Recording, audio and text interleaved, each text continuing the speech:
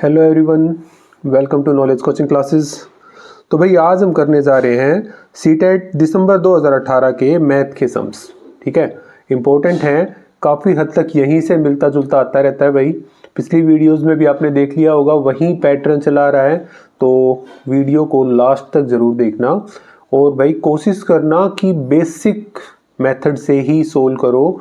Basic method बार बार prepare करते रहोगे तो परफेक्शन आ जाएगी, बहुत आसानी से बहुत जल्दी से सोल्व करोगे। शॉर्टकट के भरोसे मत रहना भाई। ठीक है, तो शुरू करते हैं भाई। सम नंबर 31 देखो। In a meeting 4/25 of a member were female, what percent of member was this. भाई एक मीटिंग के अंदर 4/25 ऑफ मेंबर्स वर फीमेल। अब 4/25 का मतलब पता है क्या है कि 25 में से 4, कितने में से 25 में से 4 वहां पे क्या है, फीमेल है। हमें परसेंटेज बताना है। ठीक है, तो परसेंटेज निकालेंगे तो कैसे आ जाएगा भाई। 31 है, percentage of women, percent of women क्या हो जाएगा भाई। 4/25 है, इनटू में कर दो 100, कट किया 4 पे, ये आ गया आपका 16%। ठीक है, तो देखते हैं भाई, ऑप्शन देखते हैं इसका सी, 16%। ठीक है, ये हो गया भाई।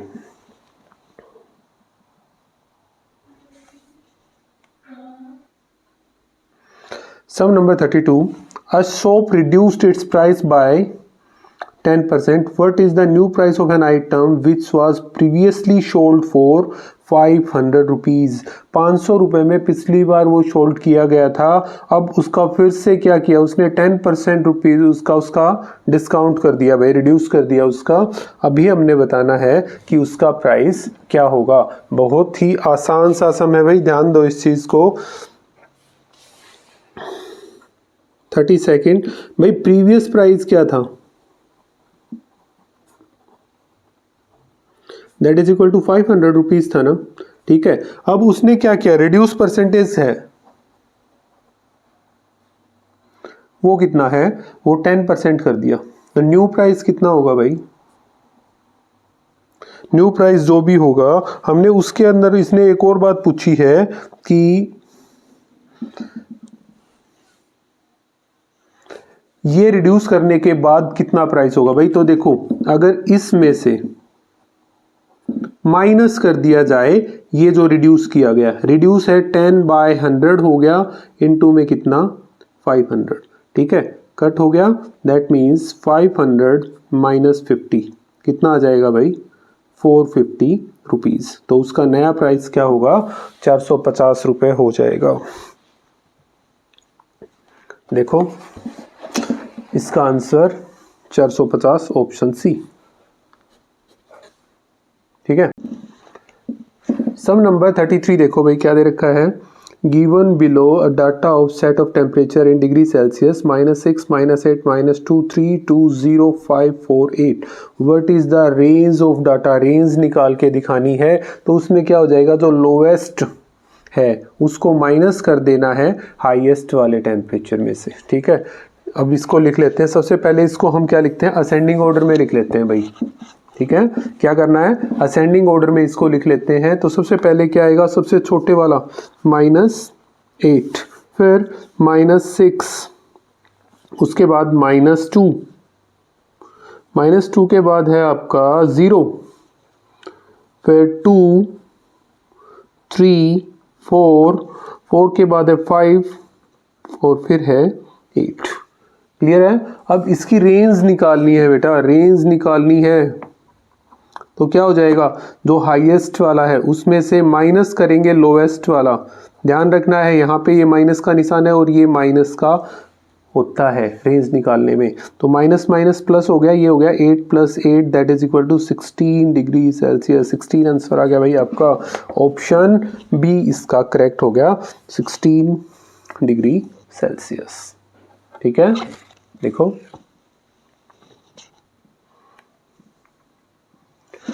सम नंबर 34 की ओर देखते हैं।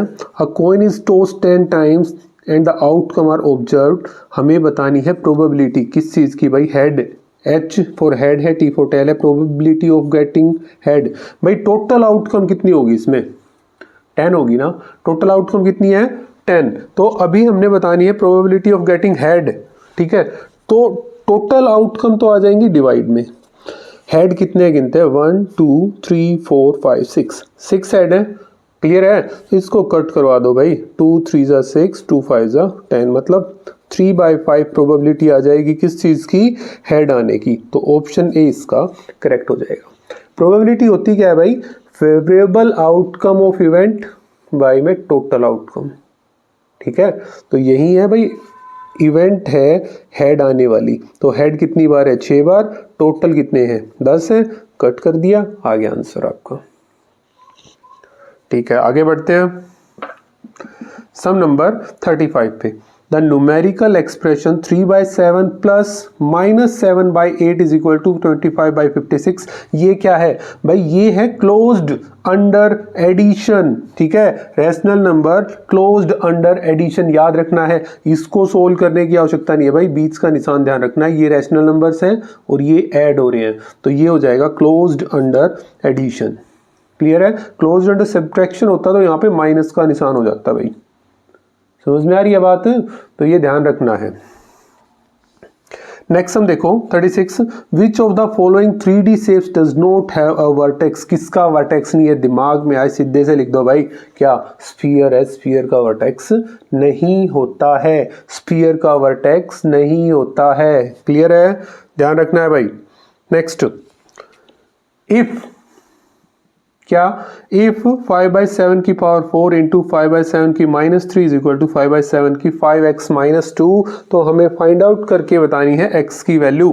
करते भाई इसको सोल्व कर लेते हैं। सम नंबर 37 की ओर बढ़ रहे हैं भाई, ठीक है। 5/7 की पावर 4 इंटू 5/7 की पावर -3 इज इक्वल टू 5/7 की पावर 5x -2, ये दे रखा है भाई। अब देखो एक फार्मूला होता है क्या, कि a की पावर m मल्टीप्लाई a की power n is equal to a की पावर m प्लस n। तो यहाँ पे a ये है, दोनों सबका बेस ही सेम है ना भाई, तो इन दोनों की मल्टीप्लाई हो रही है तो पावर ऐड हो जाएंगी, मतलब 5/7 की पावर 4 प्लस में आ गया -3 इज इक्वल टू 5/7 की पावर 5x -2, क्लियर है। ये हो गया 5/7 की power 1 plus minus minus, clear, 5/7 की पावर 5x -2। अब 5/7 सेम है, पावर में ये अलग है, तो ये हो गया 5x -2 के इक्वल, 2 इधर आ गया तो हो गया 3 इज इक्वल टू 5x, तो x इज इक्वल टू 3/5 आ जाएगा, क्लियर है। सिंप्लीफिकेशन का सम है भाई ये, ठीक है। और आ गया भाई एक्सपोनेंट्स, लॉ ऑफ एक्सपोनेंट है भाई, हमने सिंप्लीफाई कर दिया, ऑप्शन सी इसका करेक्ट आ गया, ठीक है। ओके जी, आगे देखते हैं। Let A B C be the 3 rational number where A की वैल्यू दे रखी है, बी की दे रखी है, सी की वैल्यू दे रखी है, तो हमें बताना है इनमें से कौन सा ट्रू है, यहाँ पे कौन सा ट्रू है। भाई इसके लिए कोई डायरेक्ट फार्मूला नहीं है, हमें क्या करना है, ए बी और सी इनकी वैल्यू यहाँ पे पुट करवा के देख लेनी है। जहाँ पे left hand side right hand side equal आ गया वो ठीक है, नहीं आया तो वो फॉल्स है, वो हमें टिक करना ही नहीं है। तो करते हैं भाई, इस चीज़ को भी सोल्व करके देखते हैं। तो ए बी और सी की वैल्यू यहाँ पे पहले ऑप्शन के अंदर अप्लाई करवाते हैं। ए की जगह पे हमने लिखा 3/5 इंटू, बी की जगह 2/3 -5/6 हो गया भाई, plus minus minus, that is equal to B की जगह 2/3 इंटू ए की जगह पे क्या आ जाएगा, ए की जगह पे आएगा आपका 3/5 प्लस माइनस माइनस हो गया 5/6। भाई इसको सिंप्लीफाई करेंगे तो क्या आ रहा है हमारे पास, इसको करेंगे 3/5 इंटू 3 2 2 4 4 -5 -1/6 आ गया भाई, इज इक्वल टू 2/3 इंटू, इसको सोल्व करोगे तो एलसीएम आ गया 30 और 5 6 6 3 18 18 -15 3, ठीक, 7 सॉरी, और वो भी प्लस का, ठीक है, ये आ गया। अब इसको सोल्व करोगे 2 पे -1/10 और ये हो गया इज इक्वल टू 214 7/45, ये इक्वल नहीं है तो ये तो हमारा नहीं हो सकता भाई। बी ऑप्शन की ओर बढ़ते हैं। बी ऑप्शन दे रखा है ए डिवाइड में B plus C is equal to B divide में ए प्लस सी। ठीक है, तो ए की वैल्यू है 3/5 डिवाइड में बी प्लस सी मतलब 2/3 minus 5/6 is equal to B की value 2/3 divide A plus C मतलब 3/5 माइनस 5/6। सॉल्व कर लेते हैं भाई, इसको हमने पहले भी सोल्व किया तो -1/6 आया था। 3/5 डिवाइड में आ गया -1/6 इज इक्वल टू 2/3 डिवाइड में आ गया, इसको सोल्व किया था 7/30 दैट इम्प्लाइज क्या आ गया 3/5 into -6/1 that is equal to 2/3 into 30/7। 3 से 10 पे कट गया और ये नहीं कटा, दैट मीन्स ये आ गया -18/5 इज इक्वल टू 20/7। दो की इक्वल नहीं है तो ये भी नहीं हो सकता भाई, ये भी नहीं हो सकता। ऑप्शन सी की ओर बढ़ते हैं हम। तो सी दे रखा है A plus B plus C is equal to C plus A plus B.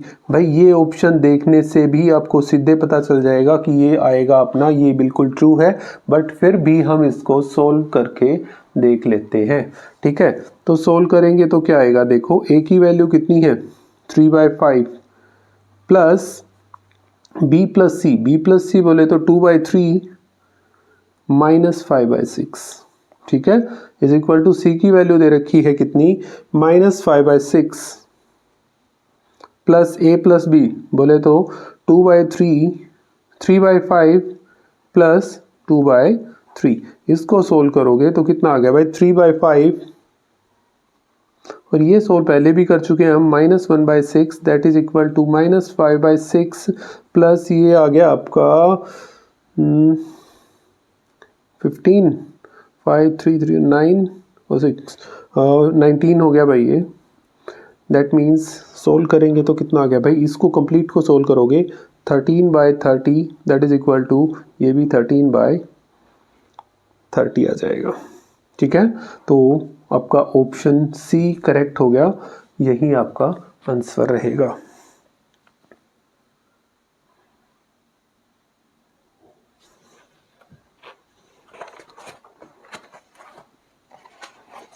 देख लेते हैं ऑप्शन सी। क्लियर है भाई, इस सब में ऐसे याद रखना है जैसे अगर कहीं पे आपका दे रखा है भाई 1 + 2 + 3 है, अब ये कितना आ गया, नॉर्मल भी सोल्व करोगे तो 3 to the 5 और 6 हो गया ना। इसी तरीके से अगर आप ऐसे करो 3 + 1 + 2 सभी प्लस ही तो हो रहे हैं ना, तो कितना आएगा, ये भी आपका 6 ही आ रहा है। ठीक है, तो इस तरीके से ही आपको करना है भाई, ध्यान रखना है a + b + c वो c + a + b सभी समान होते हैं। नेक्स्ट की ओर बढ़ते हैं। A geometric representation showing a relationship between the wall and its pie chart। wall and its part की बात करेंगे तो वो पाई चार्ट होता है भाई। क्लियर है, कैसा होता है वो एक पाई चार्ट होता है। ये हिस्टोग्राम नहीं होता, वो बार ग्राफ नहीं होता, वो पिक्टोग्राफ नहीं होता। भाई पिक्टोग्राफ कौन सा होता है, जिसके अंदर पिक्चर्स बनाई गई होती है। क्लियर है, क्या होगा उसके अंदर आपको पिक्चर्स मिलेंगी। अगर आप बात करोगे हिस्टोग्राम की तो हिस्टोग्राम कौन सा होता है, शेप बना के दिखा देते हैं भाई। हिस्टोग्राम की शेप बनाएंगे तो कैसी बनेगी, सम नंबर 39 के ऊपर बात करेंगे। ये हमारा एक्स और वाई एक्सिस, ये एक्स एक्सिस ये वाई एक्सिस, यहाँ पे हमारी कुछ वैल्यूज दे रखी हो, सपोज 1 2 3 4 और ये भी 1 2 3 4 ऐसे। जब आपका ग्राफ समथिंग ऐसे बनता हो, ठीक है, एक दूसरे से अटैच करके बनाया गया, तो ये हमारा हिस्टोग्राम होता है। ठीक है, इसमें वॉल की और उसके पार्ट का कोई रिलेशन नहीं शो किया गया। ठीक है, बार ग्राफ की बात करोगे तो ये हो जाएगा भाई 1 2 3 4 5 ऐसे दे रखा है, ये 1 2 3 4 5, ये हो गया ना, ये एक हो गया, दूसरे वाला सेपरेट होगा भाई, इससे अलग करके बनाया जाएगा। तीसरा होगा वो उनसे भी अलग करके बनाया जाएगा। ये आपका बार ग्राफ हो गया भाई,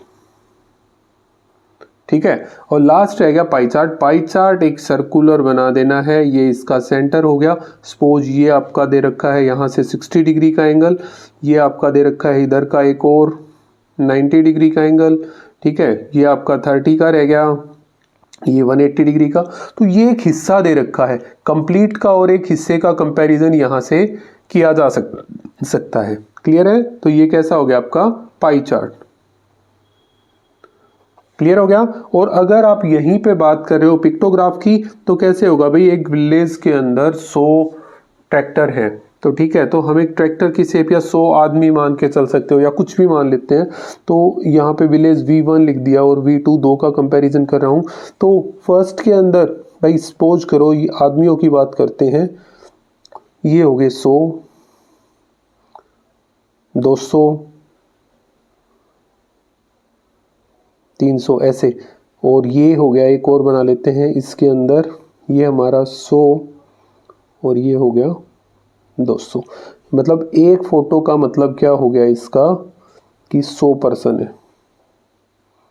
ये हमारा क्या हो जाएगा भाई, पिक्टोग्राफ।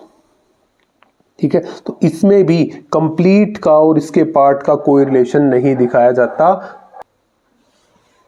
ठीक है, तो इसका ऑप्शन हो जाएगा पाई चार्ट। सम नंबर 40 देखो, if Q is square of a natural number p then p is, अगर क्यू p का स्क्वायर है तो p क्यू का स्क्वायर रूट होगा। भाई सिंपल सी बात, ये दिमाग में रखो, अगर क्यू p का स्क्वायर है तो ये इसका स्क्वायर रूट होगा, ऑप्शन बी आ जाएगा। फिर भी एक बार इसको देख लेते हैं कैसे। सपोज करो कोई क्यू इज इक्वल टू 25 है, तो p कितना हो गया 5। 25 इज स्क्वायर ऑफ 5। क्लियर है, 25 इज स्क्वायर ऑफ 5 है। तो अगर हम कहें कि 5 is square root of 25, clear है ना। 25 का अगर मैं स्क्वायर रूट निकालूंगा तो कितना आ जाएगा, वो 5 आ जाएगा। ठीक है भाई, तो ये हमारा सम नंबर 40 था। सम नंबर 41 की ओर बढ़ते हैं। The value of under the root 91 plus root 70 plus root 121, ये कंप्लीट रूट में दे रखे हैं भाई, इसकी वैल्यू निकाल के दिखानी है। तो करते हैं भाई इसको, सम नंबर 41 के ऊपर चलते हैं। 91 प्लस अंडर द रूट है 70 प्लस अंडर द रूट 121, और कंप्लीट का भी रूट दे रखा है। सोल्व करेंगे भाई पहले अंदर वाला। ठीक है, ये हो गया 91 प्लस 70 प्लस इसका हो गया 11, और इसका स्क्वायर रूट रह गया, और कंप्लीट का भी हो गया। हो गया 91 plus root 81, that means under the root 91 plus 9, 81 का स्क्वायर रूट करोगे तो कितना आ गया 9। ये कितना हो गया भाई 100, दैट मीन्स कितना आ गया 10 हो गया भाई इसका आंसर। ठीक है, तो देखो ऑप्शन बी करेक्ट हो गया इसका। सम नंबर 42 की ओर बढ़ते हैं। In a park 784 plants are arrange so that the number of plants in a row is same as number of रोज।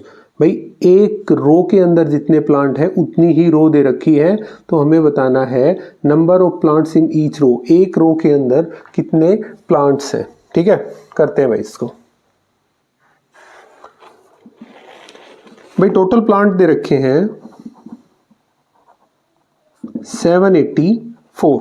ठीक है, अब इसने कहा कि number of row is equal to number of plants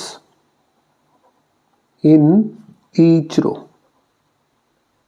ये इसने कह रखा है। तो अगर हम नंबर ऑफ रो x मान लेंगे, let number of row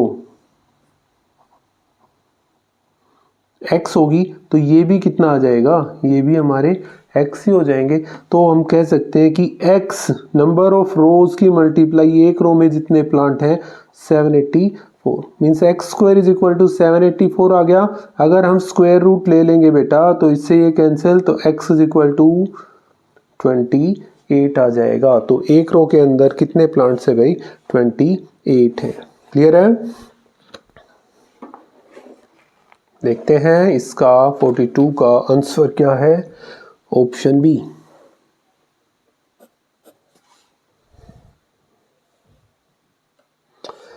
(43) If two quantities x and y vary inversely with each other, then which one of the following is true? Ratio of their corresponding values remains constant. Number second है product of their corresponding values remains constant. Number 3 दे रखा है आपका, sorry C दे रखा है summation of their corresponding values remains constant, और D दे रखा है difference of their corresponding values remains constant। अब यहाँ पे देखो बेटा, इसको सोल्व करके देख लेते हैं। देखो सम नंबर 43। अब x और y है ना एक दूसरे के इनवर्सली प्रोपोर्शनल है, मीन्स हम कह सकते हैं कि x इनवर्सली प्रोपोर्शनल 1/y के। अब अगर हम लिखना चाहें कि x is equal to k/y, k कोई कांस्टेंट वैल्यू आ गई, ये ऊपर मल्टीप्लाई हो गया, means x multiply y is equal to k। मतलब उन दोनों की प्रोडक्ट जो होगी वो किसी कांस्टेंट के इक्वल आएगी। तो हम इसका ऑप्शन का यही आंसर लिखेंगे कि product of their corresponding values remains constant. ये आपका आंसर हो जाएगा। क्लियर है? ठीक है भाई। सम नंबर 44 देखते हैं। गिवन 7y इनटू में आ गया 6 इज इक्वल टू y/y। अब y की जगह पे इन चारों में से कोई एक वैल्यू हमने पुट करवानी है कि वहीं यहां पे भी आ जाए। ठीक है, तो सोल्व करते हैं इसको। तो भाई एक ही पहले a वाली वैल्यू रख लेते हैं, y इज इक्वल टू 8 लेके क्या हो जाएगा 7 8 टू में 6 से किया तो 8 6 48 हो गया। 8 और 7 6 और 7 की मल्टीप्लाई की 42 42 और 4 46। बट ये तो सेम नहीं आई भाई, y मतलब हमारा आना चाहिए था 8 8 8, बट ये तो नहीं आया, तो ये ऑप्शन गलत हो गया। अब y इज इक्वल टू 6 ले लेते हैं तो क्या आ जाएगा 7 इंटू 6, उसकी मल्टीप्लाई 6 से करेंगे, हमें आना कितना चाहिए आंसर में 666। देखते हैं 6 6 36 6 से 42 और 3 45 456। ये भी हमारा गलत हो गया भाई। ठीक है, अब आगे करते हैं किसका, सी ऑप्शन। सी लिया, y इज इक्वल टू 4, तो अपना नीचे भी 4 4 4 ही आना चाहिए। तो 7 4 इसकी मल्टीप्लाई 6 से की तो 6 चौक 24 6 से 42 और 2 44। ये आ गया भाई बिल्कुल ओके। तो y इज इक्वल टू 4 हमारा करेक्ट ऑप्शन हो जाएगा। ठीक है, तो y इज इक्वल टू कितना आ गया भाई यहाँ से 4, ऑप्शन सी हो गया। ओके है, ठीक है, आगे बढ़ते हैं भाई। इसी में देखो अब sum number 45। To fill a rectangular tank of area 700 metre square 140 metre cube of water is required, what will be the height of water level in the tank. आसान सी चीज है भाई, कोई ज्यादा मुश्किल बात नहीं है इसमें। ठीक है, सम नंबर 45। सबसे पहली चीज जो इसने दे रखी है ना, रेक्टेंगुलर टैंक का एरिया दे रखा है। एरिया कितना है भाई, एरिया है आपका 700 मीटर स्क्वायर, मींस ये एक हिसाब से L इंटू बी की वैल्यू दे रखी है भाई 700 मीटर स्क्वायर। क्लियर हो गया। अब दूसरा दे रखा है वॉल्यूम। वॉल्यूम है 140 मीटर क्यूब। अब वॉल्यूम क्या होता है, वो रेक्टेंगल दे रखा है, वो हमारा क्यूबॉइड शेप में हो गया। L into B into H is equal to 140। ठीक है, L इंटू बी कितना है भाई 700, तो 700 into H is equal to 140, तो h कितना आ गया 140 बाय 700, 0 से 0 कट गया 5, मतलब 1/5 मीटर आ गया। बट इन्होंने सेंटीमीटर में दे रखा है, मतलब 1/5 इंटू में आ गया 100, तो 20 सेंटीमीटर। तो ऑप्शन देख लेते हैं कौन सा है 20 सेंटीमीटर। ऑप्शन बी हमारा करेक्ट हो गया यहाँ से 20 सेंटीमीटर। ठीक है, ये हो गया।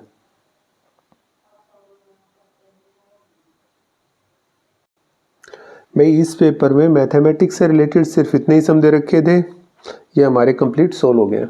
ठीक है, फिर से all the best for your exam. Thank you.